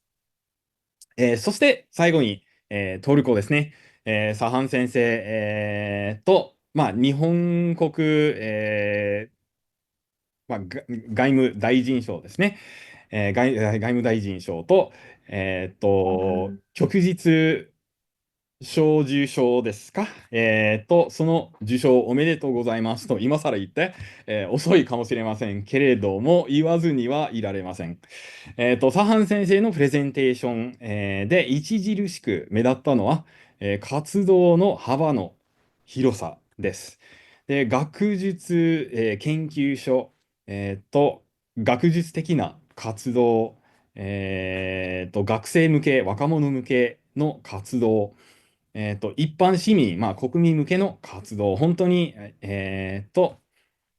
日本にどのような興味を持っていても、その、いろんな人に興味を持ってもらって、積極的に参加できる活動を数多く、設けているなと、それに感動しました。はい、それでは、私のコメントは以上です。どうもありがとうございます。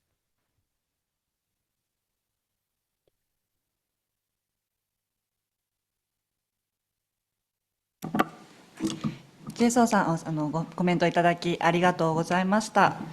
それでは、もう時間にもなりましたので、第1セッション、こちらで終わりにしたいと思います。オンラインでご参加いただいた方も、お聞きいただいた方もありがとうございました。